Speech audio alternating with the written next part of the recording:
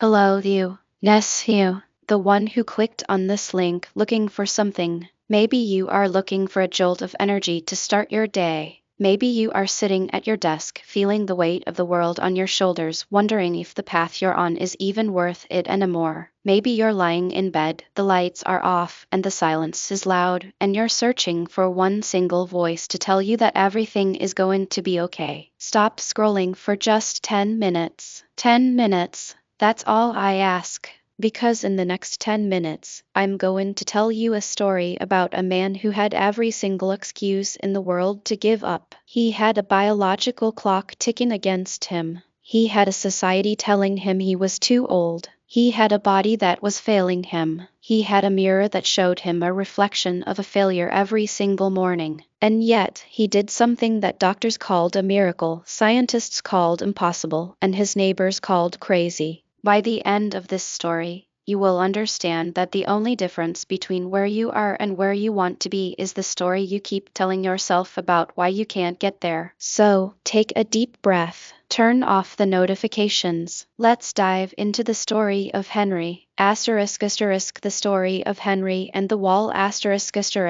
Henry was 57 years old, and he felt every single second of it. He lived in a small, dusty town in Arizona, where the sun baked the earth until it cracked, much like Henry felt his spirit had cracked over the years. He worked as a night janitor at a local high school. Every night, he pushed a mop across the same linoleum floors, wiping away the dirt and crumbs of teenagers who had their whole lives ahead of them. He would look at the trophies in the glass cases: state championships, academic decathlons, science fairs, and he would see the names of kids who had parents who believed in them, coaches who pushed them, and futures that were bright. Henry had none of that. When he looked in the mirror, he saw a man with a gut that hung over his belt, knees that popped and ached when he walked upstairs, and a bad back from years of physical labor. He had a high school diploma and a stack of rejection letters from jobs he'd applied for over the years that he was underqualified for. He was divorced.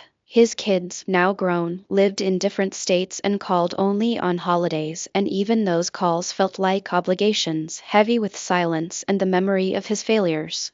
His life was a loop. Wake up, eat a microwave dinner, go to work, clean, come home, sleep, repeat. But Henry had one secret, one tiny, flickering flame of a dream that he hadn't told a single soul about. Henry wanted to climb. Not a mountain, not yet. That was too big. He wanted to climb the rock wall at the high school gym. Every night, as he pushed his cleaning cart past the gym, he would stop. He would look at that wall. It was 40 feet high, with colorful plastic handholds jutting out. During the day, he'd heard the kids screaming with joy, the coaches shouting encouragement, the slap of hands against the grips. It looked like fun. It looked like living. To Henry, that wall looked like the face of El Capitan. It looked like Everest. It was the most beautiful, terrifying, and impossible thing he had ever seen. One Tuesday night, he did something he hadn't done in 30 years. He put his mop in the bucket, walked into the gym, and stood at the base of the wall. He looked up, his neck craned back so far he felt a twinge. He reached out and touched a handhold. The plastic was cold and rough.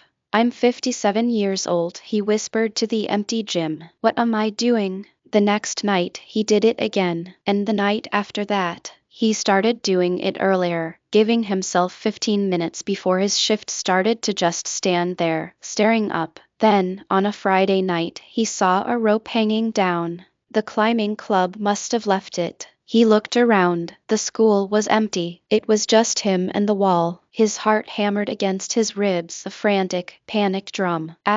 Don't be an idiot, Henry. You'll break your hip. You'll have a heart attack. They'll find you in the morning, sprawled on the mats like a beached whale. But another voice, a voice he hadn't heard since he was a boy, whispered back, just one handhold, just one. He grabbed the rope. He didn't know how to tie a figure-8 knot, so he just wrapped it around his waist a few times and held it tight with one hand. He put his foot on the first hold, bright yellow, at knee level. He pushed up. His knee screamed. He grabbed the next hold, a blue one. He pulled. He got 3 feet off the ground before his arms gave out and he dropped, landing hard on the crash pad below. He lay there, staring at the ceiling, gasping for air. He felt a sharp pain in his shoulder and a dull ache in his pride. But as he lay there, a grin spread across his face. A stupid, giddy, ridiculous grin. He had done it. He had tried. That was the beginning. The next week Henry went to the library. He checked out books on rock climbing, rock climbing for beginners, the self-coached climber, anatomy of climbing. He read about grip strength, footwork, and technique. He learned what a figure eight knot actually was. He started exercising, not at a gym, he couldn't afford that, but in his tiny apartment. He did push-ups until his arms shook. He did squats until his thighs burned and he couldn't walk up the stairs to his apartment without holding the railing. He bought a pull-up bar that hooked into his door frame. The first day he couldn't do one. He just hung there like a sack of potatoes for 10 seconds before dropping. But the next day he tried again, and the next. He changed his diet. He stopped buying microwave burritos and started eating canned tuna and bags of spinach. It was disgusting, but it was fuel. Every night at work he would spend his first hour on the wall. He started low, practicing falling. He learned how to land safely. He learned how to trust his feet. He learned that climbing wasn't about muscling your way up, it was about balance, about using your legs, about finding the path of least resistance. The kids on the climbing team started to notice. At first they laughed. "Look, it's the janitor," they'd whisper. But Henry kept coming. He kept trying. One day, a girl named Maya, the team captain, walked over to him. "You're using too much arm," she said. Henry looked at her, embarrassed. "I know," he said. "My arms are all I've got." "No," she said, her voice firm but kind. "You have legs, strong legs from all that walking. Let them do the work. Watch." She hopped on the wall and flowed up it like water, smooth and effortless, pushing with her legs, using her arms only for balance. Henry tried to mimic her. He fell. He tried again. He fell. But on the 5th try, he made it 10 feet up. He felt it that moment where his legs pushed and his arms just guided. He felt light. Maya smiled.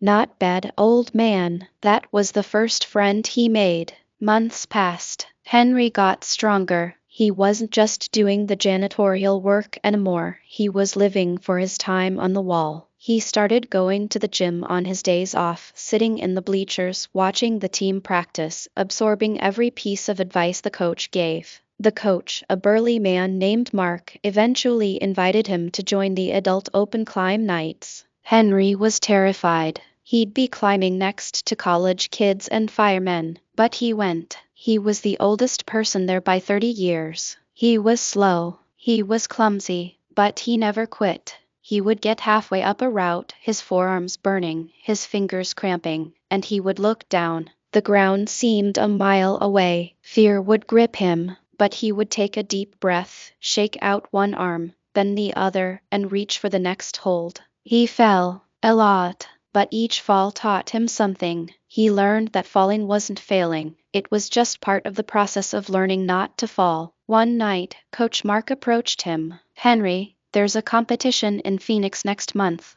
It's a recreational league, all ages." Henry laughed, a dry, hollow sound. "Mark, I'm a janitor who plays on our rock wall at night. I'm not a competitor." Mark put a heavy hand on his shoulder. "Henry, you're the hardest working person in this gym. You've overcome more than any of these kids just to show up. You should compete." The thought terrified him more than the wall ever had. Other people, watching him, judging him. He saw himself slipping, falling, the crowd laughing at the old man who thought he could play a young man's game. But that night, as he pushed his mop, he looked at his reflection in the polished floor. He didn't see the failure he used to see. He saw a guy who could finally do 10 pull-ups. He saw a guy who had dropped 25 pounds. He saw a guy who had friends now, Maya, Mark, a few of the other climbers. He decided to do it. He would compete. The competition was in a massive climbing gym in Phoenix. It was loud.